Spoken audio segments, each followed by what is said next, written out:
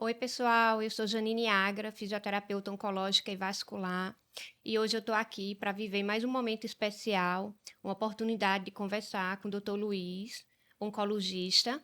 E, Dr. Luiz, eu gostaria que o senhor fizesse a sua apresentação. Muito bem. Primeiro, eu queria te agradecer antes de fazer a apresentação. Aham, Na verdade, é uma excelente oportunidade. A gente que já teve uma jornada juntos, né? juntos. E continuamos a nossa jornada. Eu acho que é mais do que gratificante a gente poder estar aqui de alguma forma. Sim. Bom, eu sou Luiz Victor Maia, eu sou oncologista clínico. Faria tudo de novo, na verdade, desde que eu me formei.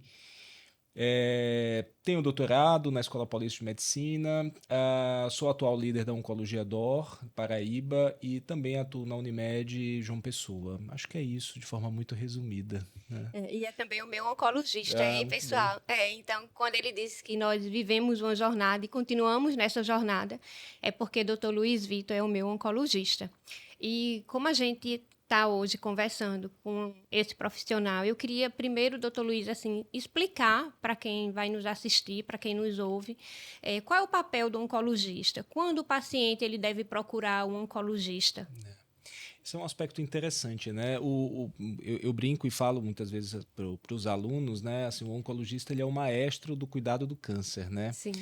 Porque a jornada do paciente com história de câncer, ela não começa necessariamente no oncologista. Ela muitas vezes começa no cirurgião, começa em outros especialistas, às vezes no mastologista, né? Aham. Em alguma especialidade cirúrgica, às vezes em alguma especialidade clínica, né? Um pneumologista, um cardio que descobre alguma coisa, e a partir dali a gente puxa o fio do novelo e aí a gente termina, né, desencadeando todo esse processo ali, essa jornada terapêutica do paciente. Então, muitas vezes o oncologista não é o primeiro profissional a ser procurado, mas ele muitas vezes é quem vai de alguma forma reger toda essa orquestra no cuidado do paciente. Então, o oncologista é o médico que, de alguma forma, lida com todas as nuances terapêuticas do câncer. Então, ele é eminentemente responsável pelo tratamento de quimioterapia, terapias endócrinas, imunoterapia, hormonioterapia, terapias-alvo e assim sucessivamente. Mas de alguma maneira também é ele que é responsável por, de alguma forma, decidir os melhores momentos de terapia desse paciente. Se aquele paciente vai para uma cirurgia, se aquele paciente vai precisar de alguma radioterapia. Muitas vezes é o próprio oncologista clínico quem faz essa decisão ou quem toma essa decisão de forma compartilhada. Um outro aspecto do oncologista é justamente o cuidado, a prevenção, né? Então, muitos pacientes procuram um oncologista de forma bastante primária, vamos dizer assim, o mais rápido possível. Quando tem algum parente, uma cascata de pacientes ou de parentes ao longo da sua família Aham. com história de câncer e procuram um oncologista com um aspecto justamente preventivo, de realizar um rastreamento, né? Ou quando tem alguma suspeita e aquele diagnóstico não está efetivamente firmado e a gente precisa decidir qual o caminho de diagnóstico daquele paciente, o oncologista também faz parte desse processo. Então a gente atua tanto no momento da prevenção, diagnóstico e E tratamento desse tratamento. paciente. E também no outro aspecto importante, que é, de alguma forma, orientando o paciente na reabilitação, Sim. né? Aham. Porque a gente tem que olhar o paciente nessas quatro esferas, né? A esfera do diagnóstico, aliás, da prevenção, do diagnóstico, do tratamento, mas sobretudo da reabilitação daquele paciente. Como é que a gente faz com que aquele paciente volte às suas atividades de forma usual? A gente Sim. pegar aquele indivíduo que passou por um diagnóstico, um tratamento que muitas vezes traz suas repercussões, suas sequelas, e como é que ele faz para ele voltar às suas atividades profissionais, sociais, coletivas, de alguma forma natural. Então a gente atua em todo esse escopo, né? Sem contar outros, né? Porque muitas vezes a gente Sim. atua na pesquisa clínica, a gente atua dando aula, a gente atua fazendo trabalhos para a indústria farmacêutica, então a gente atua em diversas Em áreas diversas também áreas. É bem associadas. É ampla a bastante amplo, atuação. bastante. Doutor Luiz, e hoje, como é o retrato do Brasil, vamos dizer assim, no que diz respeito ao tipo de câncer mais incidente, o que é mais comum na sua prática clínica? Qual é o paciente que mais chega? Quando a Como é gente que tá? olha assim, em termos de frequência, né, epidemiologicamente falando, sem sombra de dúvida, nas mulheres o câncer de mama, né, é efetivamente aquele que é mais prevalente, mais incidente, mais prevalente, e nos homens o câncer de próstata. Cabe um destaque aí para os cânceres de pulmão, os cânceres de colo reto. E no Brasil a gente tem um problema enorme, que eu diria que é um problema social, não é um problema clínico, que é o câncer de colo uterino, que é uma doença que eu sempre, toda vez que me perguntam algo do gênero, eu sempre digo assim, esse é o tipo de câncer que não deveria existir, né? Porque é uma doença prevenível através de um exame a rigor muito simples, né? Ou que foi muito simples durante muito tempo, que é o exame citológico cervical. Hoje a gente tem outras técnicas para isso, muitas vezes mais elaboradas, inclusive, e particularmente agora a gente tem uma geração de pessoas que estão sendo vacinadas para HPV, né? O câncer Isso, de para colo HPV. uterino é um câncer totalmente ligado, né? Ou pelo menos na imensa maioria das vezes associado à infecção pelo HPV. Por isso que eu digo que é um câncer que não deveria existir, ele não deveria figurar entre Aham, aqueles mais comuns na sim. nossa, vamos dizer assim, nosso espectro epidemiológico, né? Mas respondendo de forma pragmática a tua pergunta, o câncer de mama entre as mulheres, o câncer de próstata entre os homens são os mais comuns. E daí você me perguntou uma outra coisa, eu vou já responder, que como é que hoje se apresenta, né, o aspecto do tratamento do câncer, ou como é que hoje o câncer está Brasil afora, né? Sim. Eu acho que aí a gente tem duas realidades, ou algumas realidades. O Brasil é de muitas realidades, na verdade, mas a gente tem duas realidades diferentes, né? Então a gente tem uma realidade do público e a gente tem uma realidade do privado, Sim. né? Que são realidades em termos de diagnóstico e realidades em termos de tratamento muito díspares, né? Muito diferentes, né? É. E Gritante até. absolutamente Aham. gritantes, né? Então, quando a gente olha o retrato do câncer no Brasil, a gente tem que olhar o retrato relacionado aos aspectos de frequência da doença, ou seja, o que é mais frequente, mas a gente tem que olhar, sobretudo, como é que esses diagnósticos estão sendo tratados, né? E aí a gente tem uma disparidade absolutamente brutal entre aquilo que a gente consegue ofertar no serviço público e o que a gente consegue ofertar no serviço privado. E será que teria algo, hein, doutor Luiz, que pudesse melhorar isso, esse processo? Olha, eu acho que tem muita coisa e para ser sincero, Jani, eu acho que a gente vem evoluindo no aspecto de melhora, nesse aspecto, assim. Uhum. É, eu acho que a distância de cuidado entre público e privado ainda é uma distância gigantesca, Aham.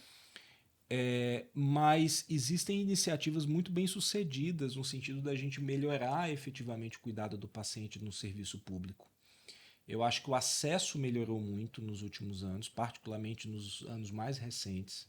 A gente tinha dificuldade imensa de acesso. Continuamos, se você for olhar o Brasil de uma forma mais ampla, Uhum. e o Brasil são vários Brasis, né? Então, É. assim, e a Paraíba são várias Paraíbas também. Isso. Mas se você for olhar de forma mais ampla, é muito provável que você tenha áreas que tenham melhorado muito, obviamente, ao longo dos últimos anos, e áreas que não evoluíram de forma tão rápida assim. Mas evoluíram, eu acho que todas elas evoluíram. Né? Então o acesso melhorou, eu acho que o número de oncologistas também melhorou. Sim. Né? Isso já potencializa muito mais a possibilidade do paciente ter acesso. Ah, a, o número de equipes cirúrgicas especializadas melhorou. Os equipamentos de radioterapia aumentaram nos últimos anos. Os serviços, vamos dizer assim, dedicados ao cuidado do paciente com câncer também aumentaram. Não necessariamente melhoraram, mas aumentaram. Aumentaram. Né? Sim. Então isso oportunizou muito o paciente. Então eu acho que a gente precisa passar por uma nova fase, que é uma fase de não só aumentar a base em termos de quantidade, mas a gente qualificar, a gente melhorar o cuidado. Uhum. Então eu acho que isso a gente tem uma distância muito grande, porque o que a gente faz em termos de tratamento oncológico para o nosso paciente do serviço público está muito distante das alternativas terapêuticas que eu tenho no serviço privado, né? Daquilo que a saúde suplementar nos possibilita. Então, acho que é uma questão de qualificação. Eu acho que a gente Tá, melhorou o entendi. número, mas talvez a gente precise melhorar bastante Bastante a a qualificação. qualidade do que a gente está hoje dando para o nosso paciente do serviço público. Tá. Doutor Luiz, já que a gente está falando dessa questão do tratamento, né? O senhor citou aí a atuação do oncologista na quimioterapia, na terapia-alvo, na Uhum, hormonioterapia. Então, lá na minha prática clínica, né, quando eu recebo paciente oncológico, cada um chega com sua história, né, com o seu planejamento de perfeito, cuidado, perfeito. né, e alguns chegam dizendo que precisou fazer a quimioterapia antes da cirurgia, né, outros chegam fazendo a quimioterapia pós-cirurgia. Eu mesma fiz a quimio pós-cirurgia. Isso. né? Alguns pacientes chegam dizendo que vão precisar tomar o tamoxifeno, câncer de mama, né? Então, a hormonioterapia. E aí eu queria que o senhor explicasse um pouco, porque eu percebo que há muitas dúvidas, sabe? E assim, doutor Luiz, talvez o que traz para a gente um pouco mais de cuidado na escuta é também a questão da gente ter a docência lado a lado, a experiência acadêmica. Em qual sentido? Porque eu percebo que eu pergunto assim ao paciente: e por que você fez a quimioterapia antes da cirurgia? E muitas vezes ele não sabe responder, né? Então eu acho que aquela conversa entre o profissional e o paciente, ela deve ser bem clara, bem pontuada, bem didática, né? Didática no sentido de não necessariamente tão rica em termos técnicos, mas fazer com que o paciente ele compreenda qual vai ser a trajetória dele, qual vai ser a jornada dele.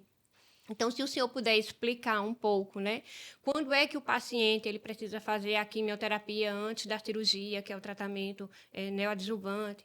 Quando é que é a escolha da hormonioterapia? E aí também, paralelo a isso, que eu acredito Várias que perguntas são em uma só, várias hein? Tem perguntas em várias uma coisas pra gente só, puxar aqui. muitas coisas. E aí também, depois, quando o senhor fala assim da questão da quantidade de oncologistas que aumentou, a quantidade de cirurgiões, Sim. né? A questão do serviço mais especializado, mas também no que diz respeito à questão de biópsias, né? Então, às vezes o paciente ele faz uma mamotomia e não sabe necessariamente por que fez a mamotomia. Então, muitas vezes ele diz assim, não, a biópsia deu positiva, a biópsia deu negativa, mas a partir daí hoje, por exemplo, né, pela minha própria experiência, eu já entendo a importância do imunohistoquímico, já entendo a importância da terapia-alvo, do teste Você genético. compreende já o caminho, O né? caminho, porque eu passei por esse caminho e eu vivo esse caminho, Isso. né? Então,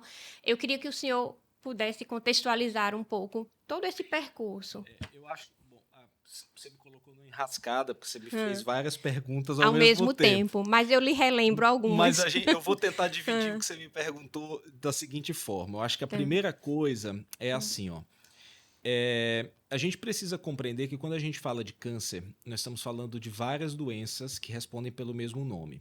E Sim. esse talvez seja a coisa mais importante, o aspecto mais importante que a gente precisa definir para quem nos ouve, para quem nos assiste. Uhum.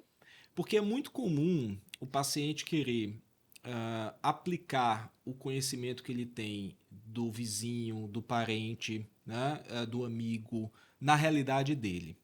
Sim. Então, essas dúvidas que acontecem, do tipo, por que eu vou fazer o meu tratamento de químio antes da cirurgia e fulano fez depois da cirurgia? Uhum. Por que eu não posso operar, eu só tenho que fazer químio, né? E quando na verdade fulano de tal tem uma doença que é a mesma, supostamente, da minha, e ele operou, não é É, assim?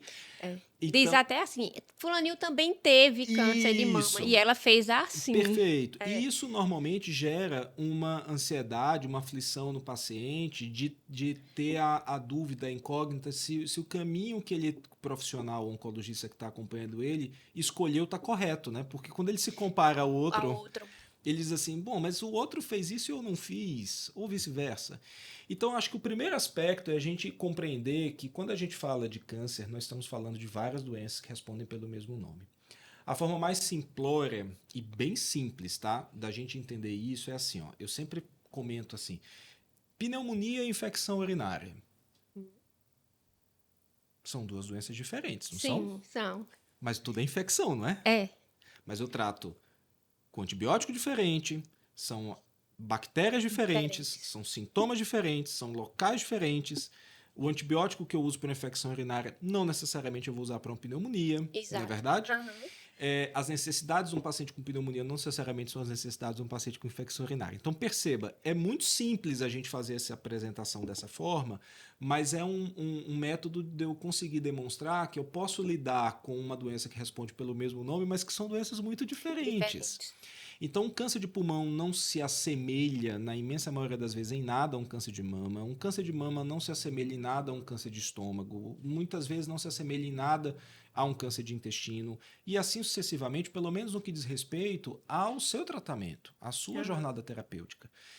É lógico que por ser um câncer, tem as suas características biológicas que são muito parecidas, tá? Mas as nossas opções de tratamento, elas são diferentes para cada um desses pacientes. Os nossos recursos, nosso arsenal terapêutico, ele é absolutamente diferente. Então, acho que a primeira informação que a gente precisa ter como premissa, a gente partir essas múltiplas perguntas que você me fez, várias perguntas. A gente parte dessa premissa. Nós estamos lidando com doenças diferentes. E isso, por si só, explica em muito o porquê de um paciente começa operando, o porquê de um paciente começa fazendo químio. Sim. E mesmo no universo, por exemplo, de um câncer de mama, cada câncer de mama ele é diferente. Sim. Né? Potencialmente, se eu atender 5 pacientes com câncer de mama numa manhã, essas 5 pacientes eu vou ter tratado de forma diferente. Tá certo? Com recursos diferentes, com caminhos diferentes. Então, eu não consigo fazer o mesmo pacote, a mesma entrega para todos os pacientes do mesmo jeito. E que bom que assim é, né? Porque isso demonstra que a gente foi refinando, eu falo a gente enquanto oncologia, a gente foi refinando a nossa capacidade de tratar o paciente de uma forma diferenciada. Personalizando. Cada vez mais personalizada, né? Uhum. Então, eu acho que essa é a premissa dessa conversa. E aí a gente parte para outros conceitos, que a tua pergunta é assim, bom, por que eu uso tratamento antes de operar, por que eu opero depois? Então, a muito grosso modo, a gente divide o tratamento do paciente basicamente em 3 fases. Eu posso dizer que o tratamento ele é neoadjuvante, Sim. e adjuvante significa ajudar, então, e neo é antes, então eu ajudo antes de quê? Antes da cirurgia.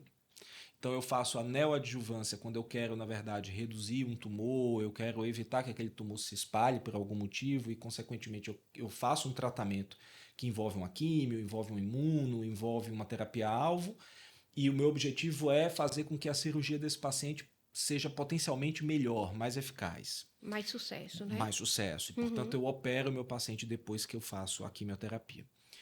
Eu posso fazer o tratamento que eu chamo de adjuvante, ou seja, eu ajudo a cirurgia. Então, eu ajudo que a cirurgia tenha melhores resultados. Então, o paciente opera e, na sequência, eu complemento o tratamento desse paciente fazendo um tratamento complementar com a quimioterapia.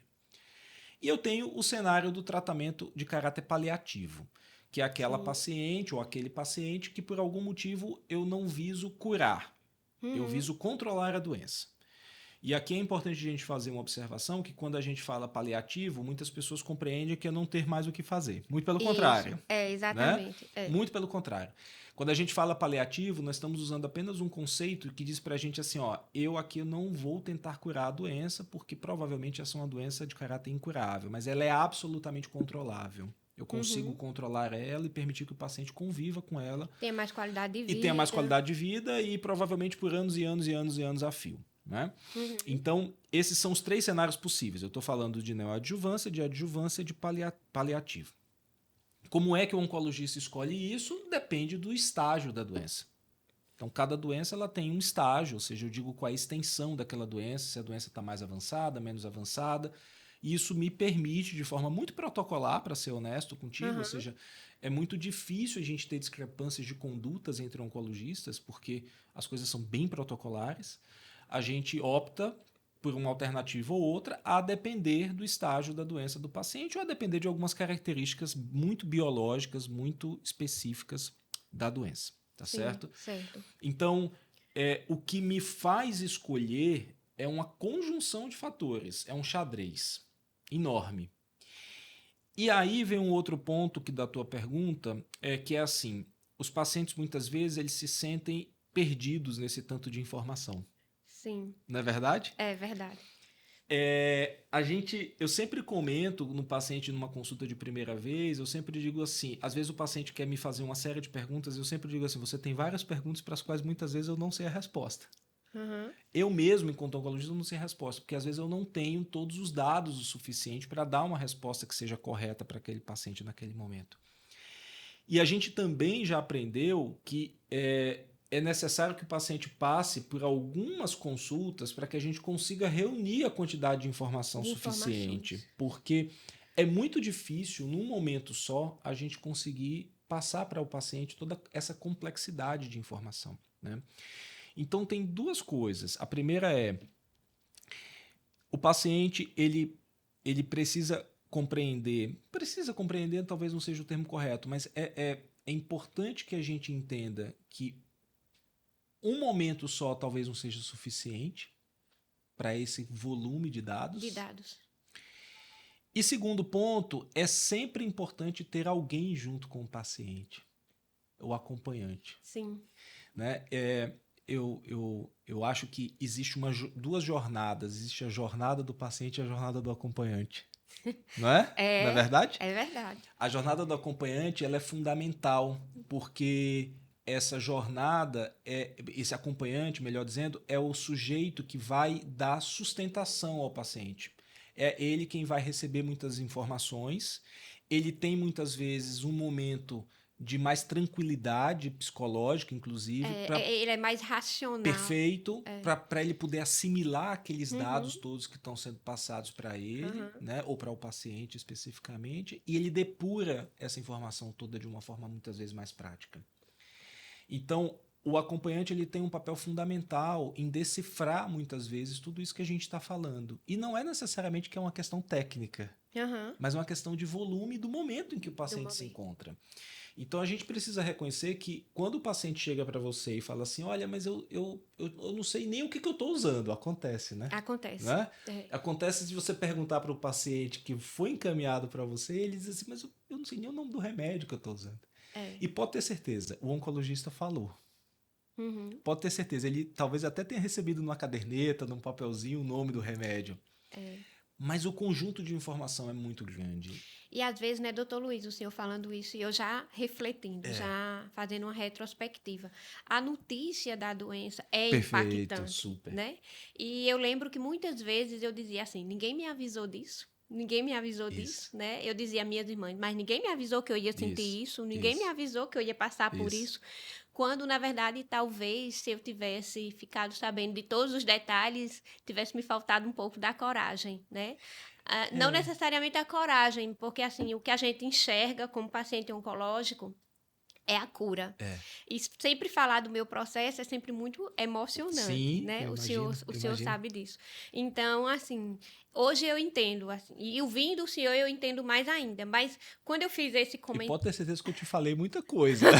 Bastante. Não vou esquecer da folha, da caneta, dos rascunhos, né? Muita coisa. Então, quando eu digo assim que às vezes o paciente ele chega sem necessariamente entender o processo dele, é porque eu também percebo que faltou um pouco, assim, desculpe, eu não estou encontrando a palavra certa, mas é no sentido, assim, de esclarecer mesmo ao paciente. De decifrar. De decifrar o que vai acontecer. Isso. Porque, às vezes, quando chega para mim e diz assim, Janine, você vai precisar fazer a quimioterapia, a interpretação que eu faço da quimioterapia é diferente de um paciente que vem do interior, ou que não tem acesso à mesma informação.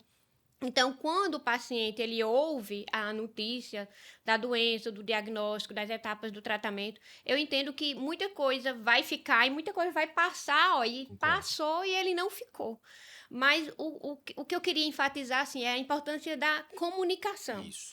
A facilidade da comunicação, os detalhes da comunicação, né? Porque é importante, né? Assim, é importante. Eu tenho uma prática na qual, assim, raramente na primeira consulta eu falo sobre tratamento. Raramente. Porque aquele momento, que é o momento, na verdade, da gente discutir o diagnóstico, é um momento que muitas vezes o paciente tem uma série de dúvidas, de aflições, de medos, de anseios. E é muito improvável que ele consiga assimilar todos os dados do tratamento, das necessidades do tratamento de uma vez só. Uma vez só. Porque ele vai receber o diagnóstico, ele recebe aquela informação que, como você comentou, é impactante, é emocionante. E ele precisa, além disso, adicionar todos os dados, que muitas vezes são dados técnicos, logísticos, operacionais, do tratamento. Com que frequência ele tem que fazer, quais são os eventos adversos que ele vai ter, o que fazer em cada situação. Então, por isso que eu digo, o volume de informação ele é muito grande, né? E a gente tem, inclusive do ponto de vista científico, Janine, assim, dado que mostra que quanto mais informação o paciente tem, porque também tem às vezes uma lenda, eu vou chamar de lenda, tá? Tá. De que a gente precisa omitir informação do paciente para que o paciente não seja impactado. Sim. Não é isso? É.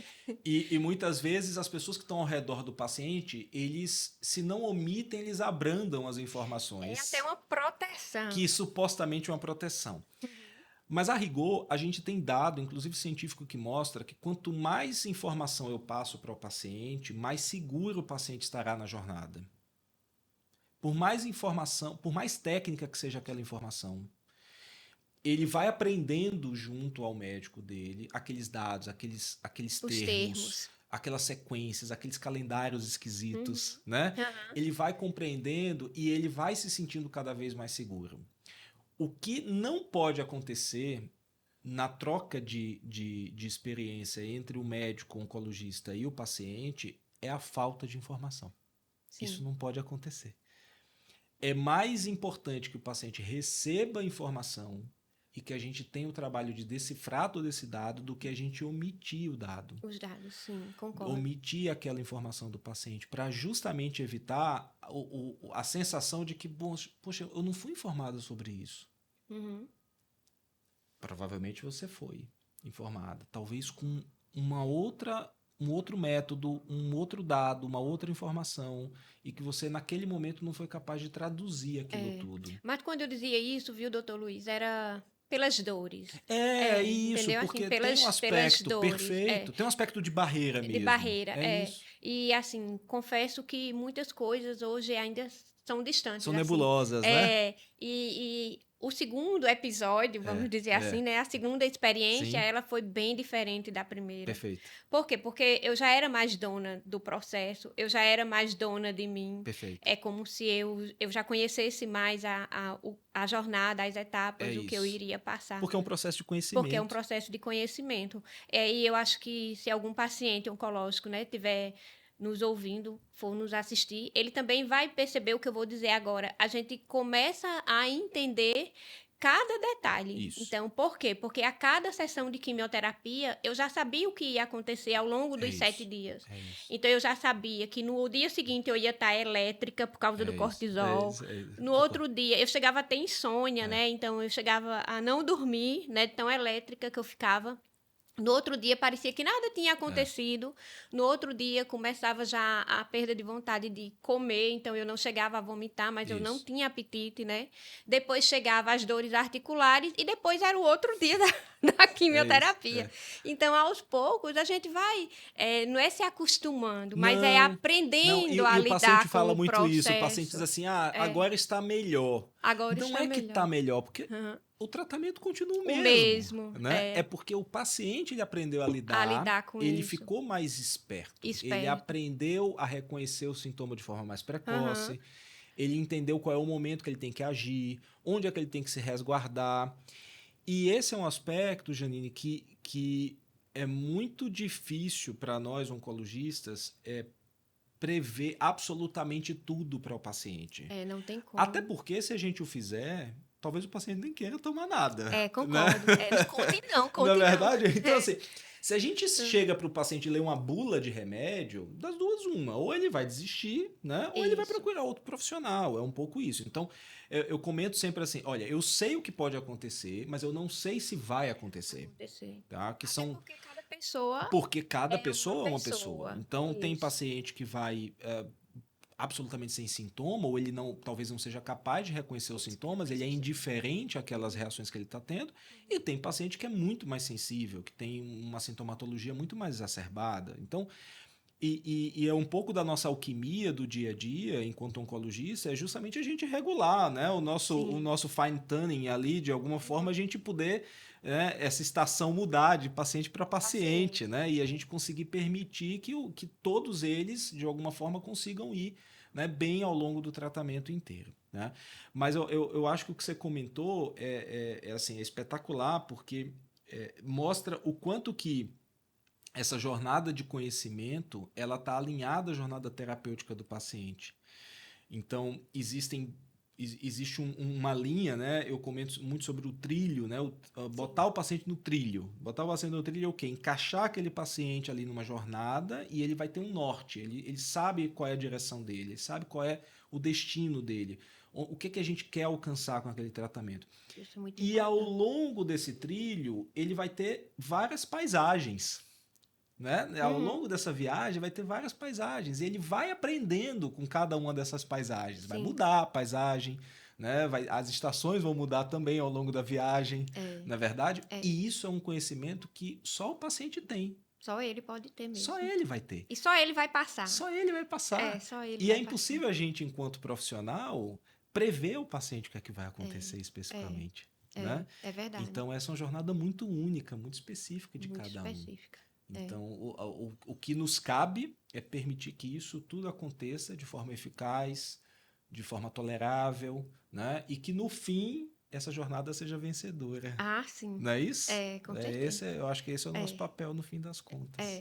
Ô, doutor Luiz, aí o senhor falou das 1000 perguntas que eu fiz, né? O senhor explicou todas elas. Mas eu queria... toda essa decisão também de decidir se é neoadjuvante, se é adjuvante, se vai ter a cirurgia, se não vai ter a cirurgia, enfim. Todas as etapas terapêuticas que vão ser decididas, elas partem sempre do princípio da biópsia, Perfeito. é isso? É isso. E eu costumo, às vezes, explicar ao paciente que, além da biópsia, me corrija, né? Porque é uma forma mais didática que eu encontrei de explicar, porque às vezes ele diz assim, mas deu maligno, e agora? Eu digo, não, e agora que precisa do imunohistoquímico. Por quê? Porque eu entendo... E não só, né? Não só do imunohistoquímico, né? Eu entendo que seja o imunohistoquímico que vai caracterizar mais a fundo, de forma mais detalhada, o que melhor deve ser feito ou direcionar melhor qual a conduta, o protocolo a ser escolhido. Sim. O senhor poderia falar um pouquinho dessa questão do imunohistoquímico? Qual o objetivo dele? Se frustra, né, quando chega na consulta conosco, só trazendo uma biópsia, né? Ele acha que com aquela biópsia a gente vai abrir uma cartola e vai, né, tirar um coelho ali. Decidir tudo naquele momento. E ele tem uma frustração quando a gente diz, não, alto lá, precisamos de vários outros exames para a gente tomar uma decisão, né? Esse ponto ele é importante, eu acho que você realmente foi feliz nisso, porque a biópsia é só o início do processo. A biópsia apenas abre para a gente um diagnóstico de que, sim, estamos diante de um tumor, sim, estamos diante de um câncer e precisamos tratar. Mas, para além da biópsia, a gente tem a imunohistoquímica, e para aqueles que nos assistem e nos ouvem, a imunohistoquímica é, na verdade, um passo adicional da biópsia, no qual o patologista, que é um médico especializado, ele vai fazer uma série de reações químicas, e a partir dessas reações ele consegue nos dar um resultado mais acurado daquela biópsia. Então, a melhor forma da gente entender é assim, a biópsia me diz que é José, mas eu tenho milhões de José. Eu preciso saber José de quê, né? Sim. Qual é o sobrenome dessa entidade? Quem me dá o sobrenome é a imunohistoquímica. É quem vai me dizer, olha, é José de Freitas, é José Lourenço, é José Almeida, né? E aí eu vou conseguir identificar de forma mais adequada aquele tumor e com isso eu consigo dizer qual é, provavelmente, a melhor forma de tratá-lo. Mas, para além da imunohistoquímica, hoje a gente fala muito do que a gente chama, de forma mais abrangente, de biologia molecular.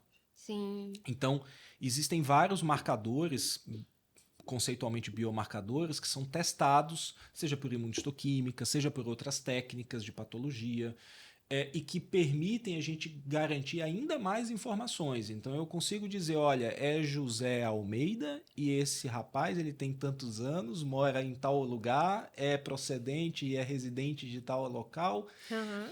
E portanto, mais refinada essa identificação do tumor, mais eu consigo personalizar o tratamento daquele paciente. Então, muitas vezes, a gente vira para o paciente e a gente fala isso, né? Eu acho que o caso mais clássico na oncologia é o tumor de pulmão, né? O câncer de pulmão. Hoje é muito difícil eu tratar um câncer de pulmão sem eu ter todos esses recursos, esse menu na minha mão. Né? Então, eu preciso da biópsia, que é o anátomo patológico, eu preciso da imunohistoquímica, eu preciso do perfil molecular da doença, eu preciso ter vários conhecimentos para poder virar para o paciente e dizer, ok, o teu tratamento vai ser esta medicação combinada com esta, por exemplo. E tudo isso leva tempo. E o tempo de espera é muito E ruim. o tempo de espera é horrível. É. Para todos nós, tá? Não é só para o paciente, Tá. né? Para a gente também, porque quanto antes a gente determina uma estratégia de tratamento, melhor potencialmente são os resultados.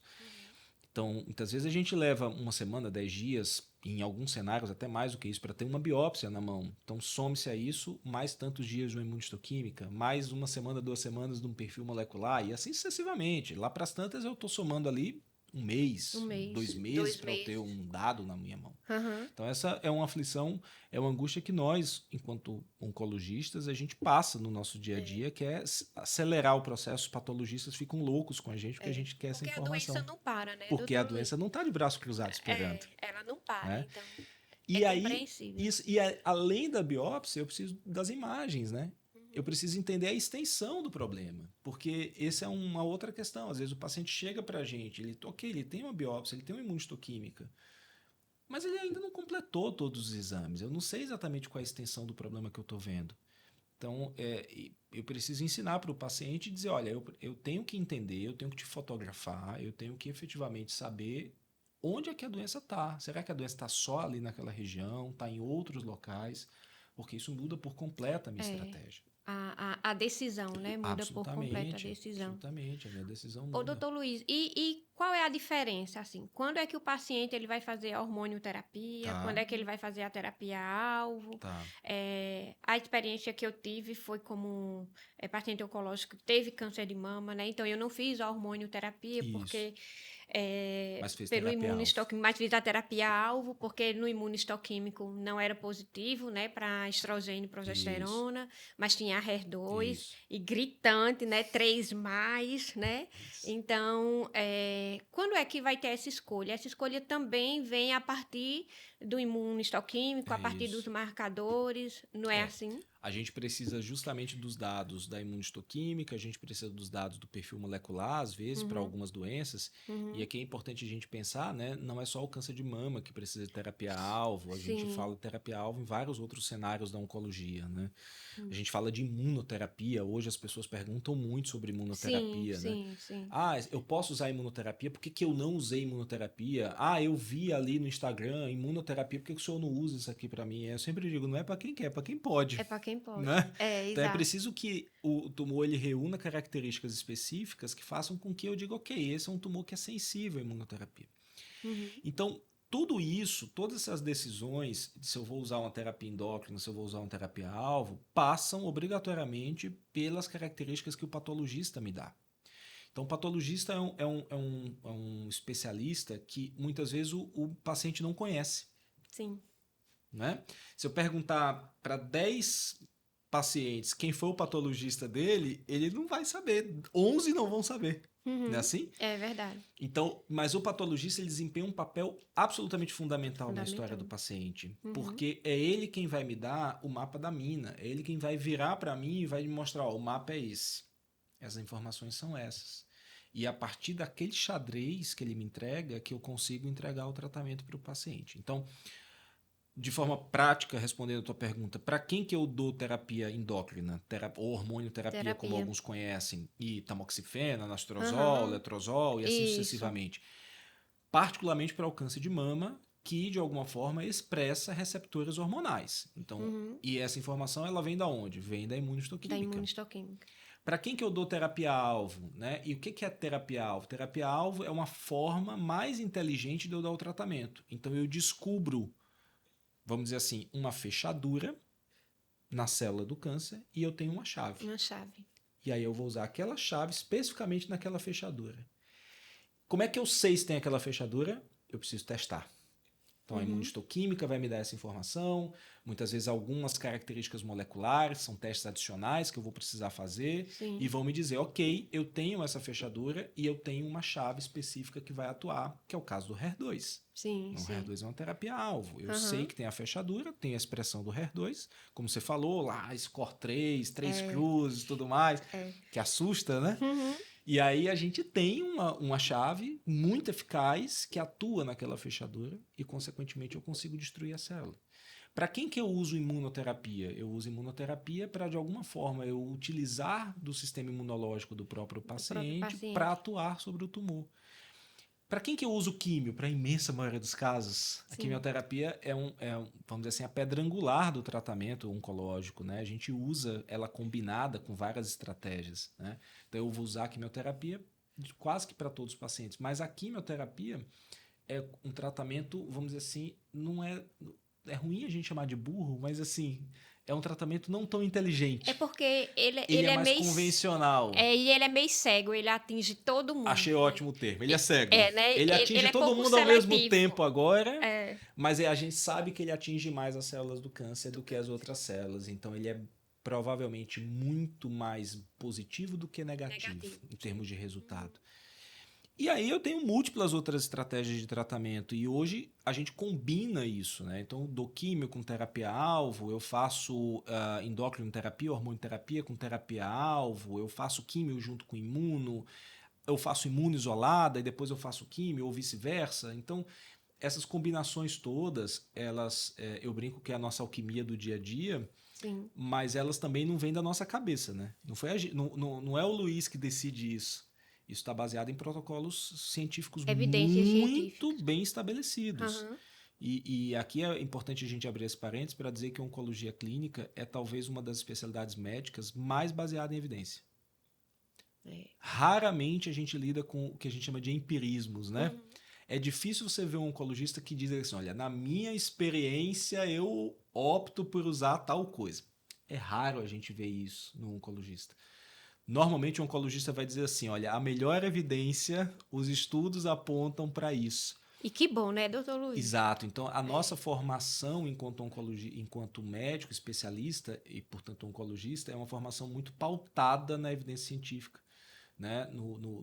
Na base da pesquisa clínica. E isso permite a gente entregar para o paciente um tratamento, uma terapia que está efetivamente baseada em números, em estatística, que mostra que aquilo tem resultado. É por isso que às vezes o paciente se chateia um pouco com a gente quando ele vai lá no YouTube ver uma terapia miraculosa, né? E vira assim, mas olha, eu vi um vídeo tal que fala sobre tal coisa. Aí diz, olha, eu não tenho evidência para isso. Só vi.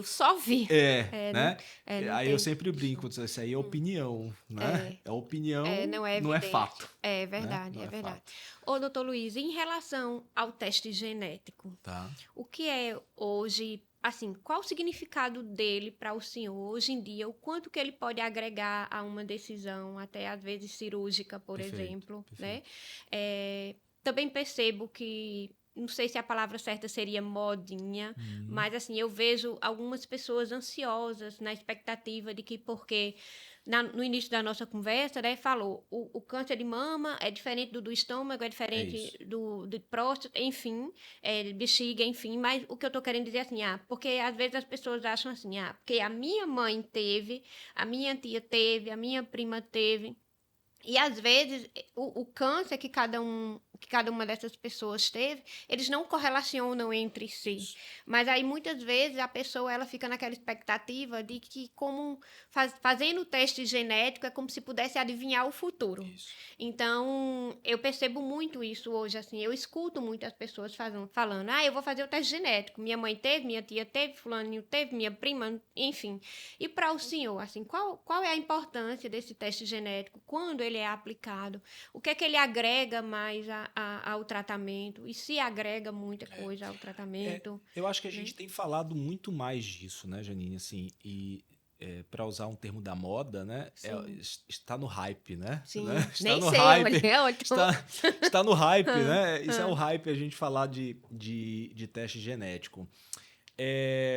Mas assim, eu acho que não é uma questão de modinha, eu acho que a gente foi ao longo dos últimos anos aglutinando mais informação e começando a entender que o teste genético, vamos chamar o teste genético, testes amplos, né, que nos permitem entender se o que o paciente tem alguma característica hereditária ou não. Ou não. Tá certo?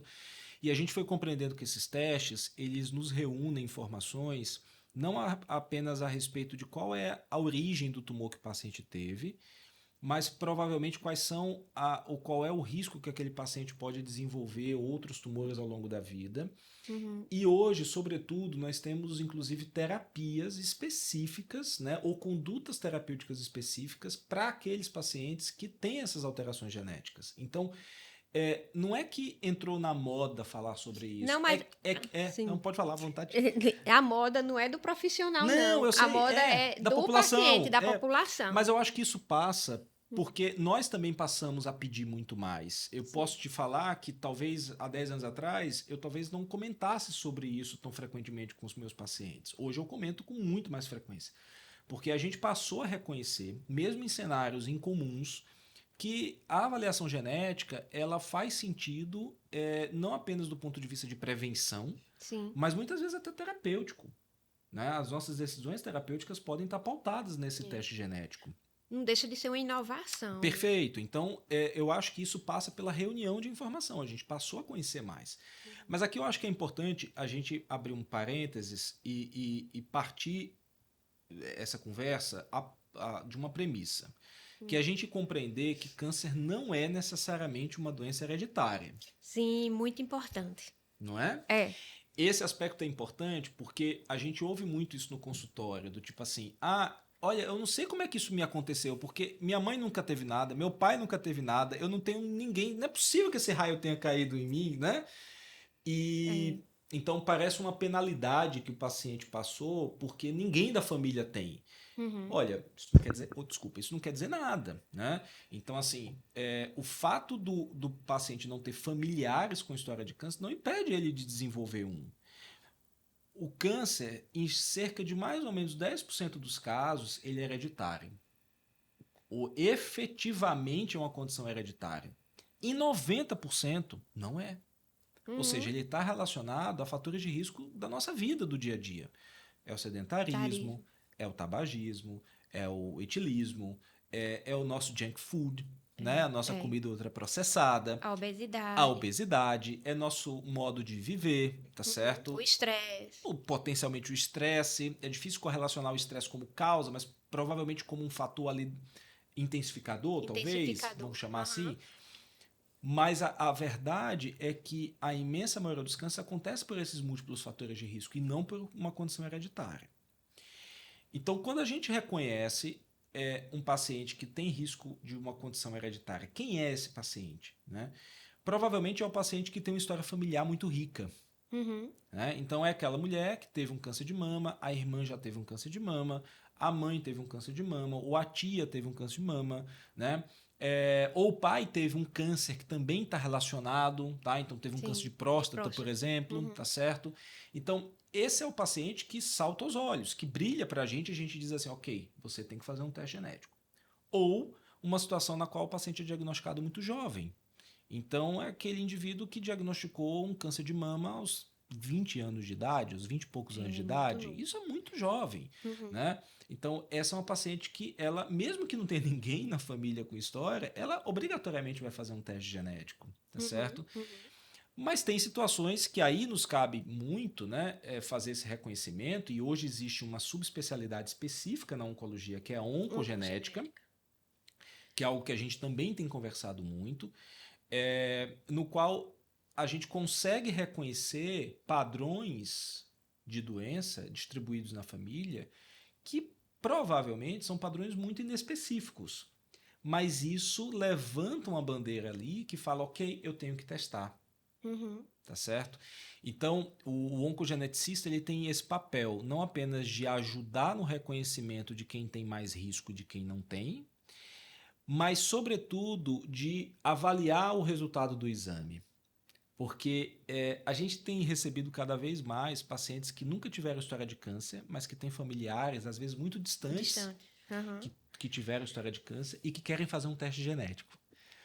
E aí a gente sempre fala assim, tudo bem, teste genético é um negócio que eu vou ali e compro, né? Eu vou e faço, é um teste, um exame, né? Seja de saliva, seja de sangue, eu faço. Então posso adquirir o teste. Aliás, nos Estados Unidos você consegue comprar isso em farmácia, né? Olha só. Então, assim, alguns testes específicos a gente consegue fazer isso. Então é um teste que você adquire, você compra. A pergunta é, o que eu faço com esse resultado? eu tenho que ter, então, um profissional habilitado para poder me conduzir nisso. Porque, assim como o diagnóstico, às vezes o resultado do teste genético É impactante, é impactante. é assustador. É assustador. E aí a questão é, você vai viver com uma espada assim na cabeça? Isso. Com uma informação que você não sabe para que serve? O que serve. Né? Então, e aí é onde o papel do oncogeneticista entra, para além de outras coisas, naturalmente, mas é um papel de orientação, é um papel justamente de pegar aquele resultado, decifrar aquele resultado e traçar um plano para aquele paciente. Ok, temos sim uma alteração e a nossa conduta vai ser fazer exames com tal frequência, os exames vão ser esses, a gente vai te olhar de uma forma diferente. Então, o teste genético ele permite isso, permite fazer com que eu pegue um paciente que não tem diagnóstico, mas ele tem um potencial risco ao longo da vida de desenvolver um diagnóstico de câncer, e eu consiga precocemente diagnosticar aquela doença, evitando que a doença venha impactá-lo de uma forma mais severa. Eu acho que esse é o grande ponto. Quando a gente faz um teste genético, a muito grosso modo, eu tenho 3 possibilidades. Possibilidade de vir tudo negativo, a possibilidade de vir positivo, e esse positivo ser uma alteração que a gente conhece e que está reconhecidamente associada a câncer, exemplo, BRCA, no caso do câncer de mama, clássico, BRCA1, BRCA2. Que não é o meu. Que não é. E a gente tem a possibilidade de vir uma alteração, de vir uma mutação, para a qual a ciência não conhece exatamente qual é a implicação daquilo. Né? Então, é um resultado incerto, é um teste inconclusivo. Ele reconheceu que existe uma alteração genética, mas a ciência não reconheceu ainda, não reuniu dados sobre aquela alteração. E aí é um problema, né? Porque eu sei que eu tenho uma alteração, mas eu não sei o que eu faço com isso. Com isso, pois é. Não é? Então eu preciso rotineiramente estar avaliando aquela informação, né? Frequentemente reavaliando aquele dado para ver se, ok, será que no mundo surgiu alguma descrição para isso? E os testes fazem isso, tá? Os bancos de dados fazem isso. E daí a importância do oncogeneticista participar desse acompanhamento em conjunto com o paciente. Então, o teste genético é sim, uma ferramenta que a gente usa frequentemente para o paciente, não apenas com câncer de mama. Sim. Hoje a gente fala de teste genético para quase todos os cânceres e que nos auxilia muito na nossa prática. Não apenas no sentido de prevenir doença, não prevenir, mas diagnosticar precocemente a doença. E de acompanhar, né? Acompanhar o paciente, mas muitas vezes até nas nossas alternativas terapêuticas também mudam. Porque aí, quando eu falo assim, acompanhar o paciente, entra naquela primeira forma que o senhor falou, que o paciente procura um oncologista já no momento preventivo. Né? Exato, preventiva. Exato. Concordo. Ô, doutor Luiz, e aí quando o senhor fala na sua fala, o senhor falou da questão genética ou não, do sedentarismo, da alimentação, e vou lhe fazer uma pergunta que todo mundo fala, né? O açúcar, ele alimenta o câncer mesmo? Nossa, como essa questão polêmica. Então, mas aí vamos falar com o especialista, né? Então, a questão da alimentação, a gente sabe o sedentarismo, como já citamos os fatores de risco, mas há evidências realmente de que isso influencia no desenvolvimento do câncer, na gravidade, no surgimento dele, enfim, como é isso aí para o senhor? Vamos falar de alimentação de uma forma global, né? A alimentação pode aumentar o risco de neoplasias, de cânceres de forma geral? A resposta é sim, né? Sim. A gente sabe que hoje existem até alguns dados, né, que mostram que há 2, 3 décadas atrás a gente consumia 20% da nossa dieta era ultraprocessado. Hoje 80% da dieta é ultraprocessado, né? Verdade. É muito difícil hoje você abrir uma despensa, uma geladeira de uma casa e você não encontrar algum alimento industrializado ou mega hiper processado. Porque é a nossa realidade da vida. Sim. Né? Então, a dieta, sim, ela aumenta o risco de algumas neoplasias, é fato. Mas é muito difícil também a gente culpar um alimento em específico. Sim, entendo. Né? Eu gosto sempre de fazer a analogia do arroz. Né? Se eu disser assim, arroz dá câncer, alguém vai dizer dá, né? Porque todo mundo come arroz. Né? Então, estatisticamente, a chance de eu conseguir associar o arroz a câncer é muito alta. Né? A grosso modo, se eu usar recursos estatísticos adequados, eu vou chegar a essa conclusão. Sim, né? sim. Então, eu acho que a gente precisa ter muita prudência quando a gente faz esse tipo de associação entre alimento e câncer. O que eu acho que é a melhor forma da gente entender? Excesso de gordura é prejudicial? É. Excesso de açúcar é prejudicial? É. Para tudo na vida. Não é só para câncer, não. Para tudo. Aumenta teu risco cardiovascular, aumenta tua chance de infartar, né? Não? Sim, Aumenta tua sim. chance de desenvolver um quadro metabólico mais grave, obesidade. Com a obesidade você ter uma série de outras repercussões, né? Aumenta a chance de, uma vez você tendo uma predisposição aumentada a diabetes, talvez você tenha um quadro diabético mais descompensado. Então, te coloca em risco. Na verdade? Sim. Então, é lógico que as nossas escolhas em excesso, elas nos atrapalham. Sim. Por que eu estou falando excesso sempre? Porque tudo na vida é uma questão de bom senso. De bom senso, concordo. Tudo. Então, será que eu ir num fim de semana para uma confraternização com alguns amigos e tomar uma taça de vinho e comer uma sobremesa no final do jantar vai me fazer ter um câncer segunda-feira? Não. Não vai. Definitivamente não vai. Mas talvez, se eu fizer esse hábito, diariamente, todos os dias, 7 dias por semana, né? 30 dias por mês, 365 dias por ano, talvez eu desenvolva um risco aumentado. Sim. Tá? Então, é uma questão de bom senso, tá certo? Existe relação direta entre açúcar e câncer? Bom, existem relações indiretas. Então, a gente sabe que quanto mais açúcar, e aqui interprete carboidratos de forma geral. Não é só o doce, Não né? é só o doce em si, mas quanto mais a injeção de carboidrato aumenta, provavelmente maiores os riscos cardiovasculares daquele paciente e maior também serão alguns riscos relacionados à neoplasia. Mas é sempre importante a gente guardar essa informação com cuidado, porque o que a gente vê na prática é tipo assim: doutor, cortei todo o açúcar. Não como mais açúcar. Agora eu só uso adoçante. Provavelmente ele trocou 6 por meia dúzia ou fez pior. Não é? Porque o adoçante é um produto químico que não existe na natureza. Sim, tá sim, certo? tá certo. Então, assim, é preciso a gente tomar bastante cuidado com essa informação de dieta, né?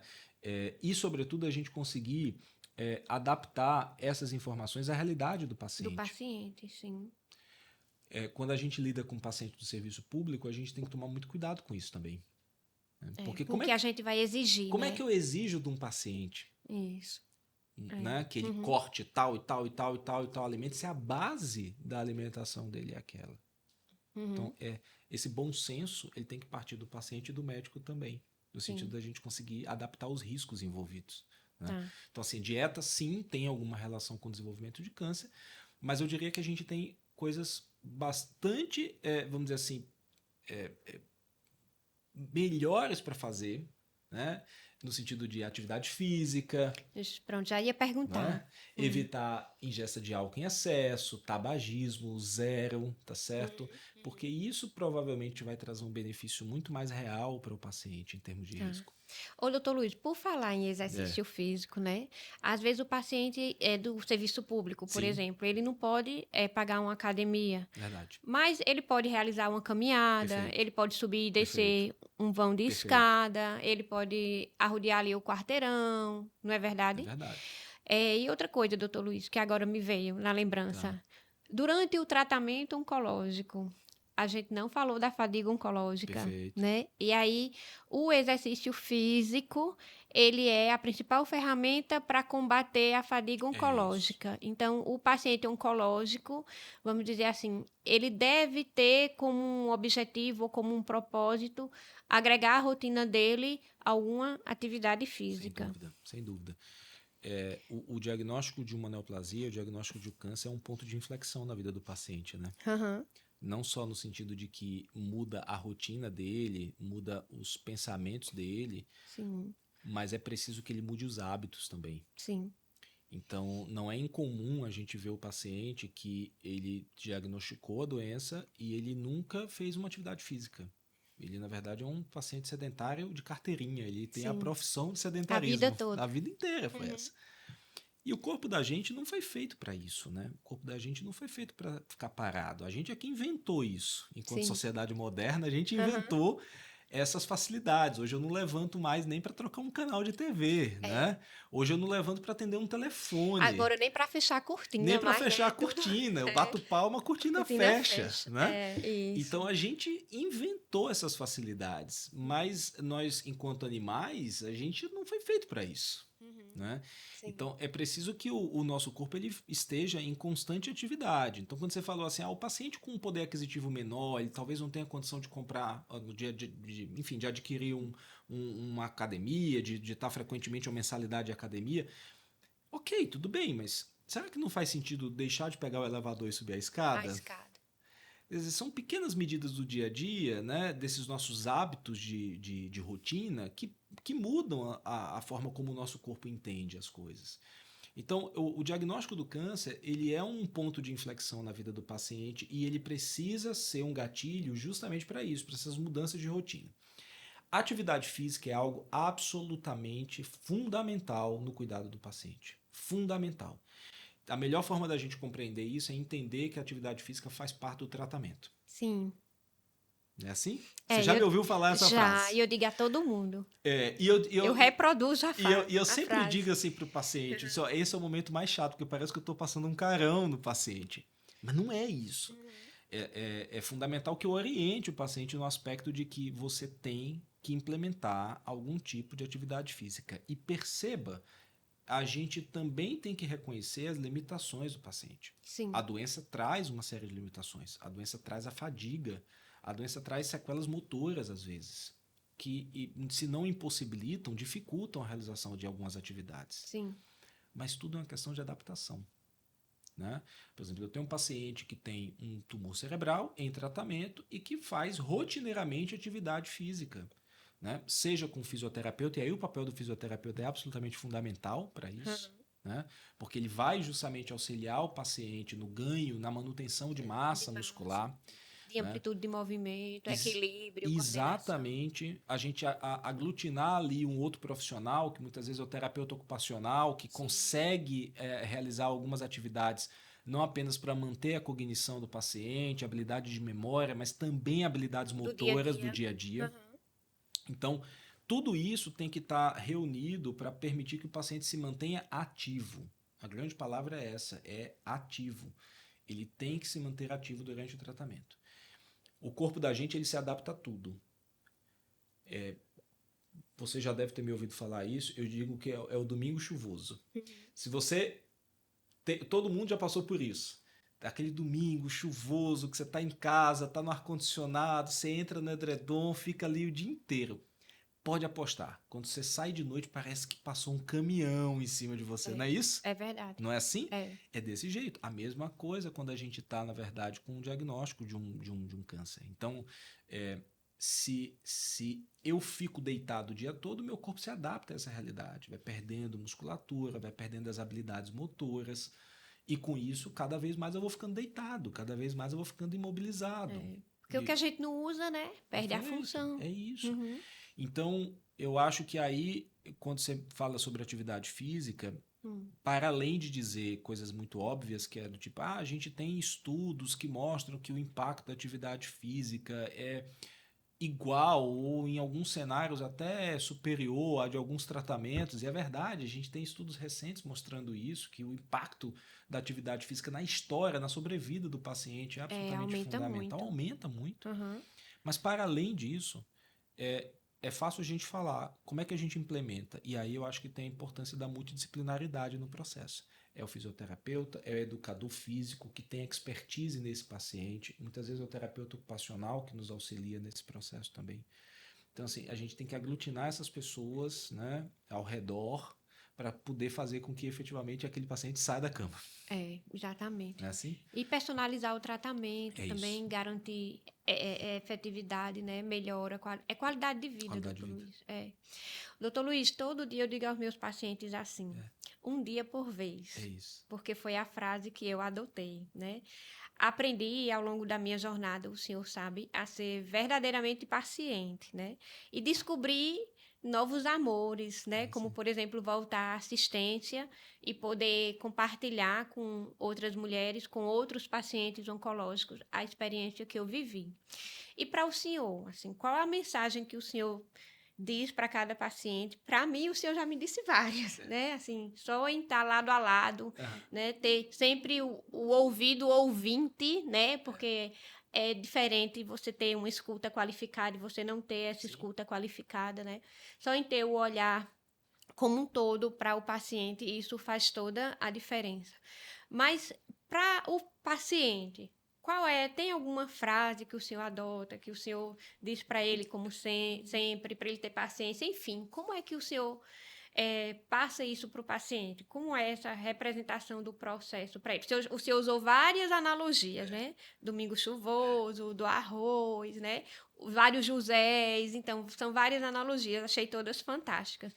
Mas aí, enquanto a questão da empatia, né? Porque não é fácil ser oncologista, né? Dentro de todas as especialidades médicas, o senhor lida diretamente com muitas dores. E como é isso, assim, para o paciente? Como é que o senhor passa essa mensagem para ele, assim? Eu acho que você está me perguntando de uma frase, eu talvez não vá ter uma, né? Porque eu uso tantas frases no meu dia a dia, talvez eu não vá ser capaz de escolher uma em especial para isso. Mas eu acho que, no fim, o que a gente precisa, a minha interpretação é que o paciente, quando ele recebe o diagnóstico, ele precisa ter uma coisa que se chama segurança. Porque aquele é um momento que o paciente está num turbilhão de informação, ele está num turbilhão de emoções. E quando ele recorre ao profissional, aquele profissional tem que passar segurança para ele. E a segurança passa, Janine, não é por diploma na parede, não é, na verdade, por termos técnicos, não é nada disso. A segurança passa em ouvir o que o paciente tem a dizer para a gente e passar a esse paciente as informações que são pertinentes e que são robustas para aquele paciente ter conhecimento do problema dele e saber lidar com essas dificuldades. O oncologista é o profissional que está lado a lado com o paciente. Ele não está na frente nem atrás. Ele está lado a lado. Ele está ali, presente, em certos momentos, inclusive, de mãos dadas. Em certos momentos, não. Porque o paciente ele precisa aprender a ter o seu grau de independência também nesse processo. Isso é importante. Isso é fundamental, né? No crescimento, inclusive, frente à doença. É fundamental que o paciente adquira essa maturidade. E o oncologista ele tem que ter esse papel de trabalhar esse processo de amadurecimento das informações, da condição física do paciente, da condição clínica do paciente, da condição emocional do paciente. Então, eu talvez não vá ter uma frase, mas o que eu acho que é importante é que o paciente ele tenha, junto ao profissional que ele escolheu, e não apenas o oncologista, mas toda a equipe que passa, né? Quando eu brinquei lá no início da nossa conversa, eu disse assim, o oncologista ele é o maestro da história, né? E provavelmente é mesmo. É ele quem define o melhor momento das coisas, é que ele diz para onde vai, o que é que vai fazer, em que momento. Mas quando ele recorre a todo esse grupo, né, de profissionais ao redor, esse grupo de profissionais ele escolheu porque ele teve uma coisa chamada segurança. Então, acho que a grande função nossa enquanto oncologista é passar essa segurança ao paciente. Que é uma tarefa difícil e que se você me pedir para descrever como é que a gente faz, eu talvez não vá saber. E aí eu digo assim, a oncologia não é para quem quer também, é para quem pode, né? É verdade. Porque é preciso que a gente tenha um grau de resiliência emocional, né? Muito grande para a gente conseguir lidar com todas essas demandas do paciente, que não são poucas. Com todos os desfechos. Com todos os desfechos, que nem sempre são favoráveis. Isso, exato. Né?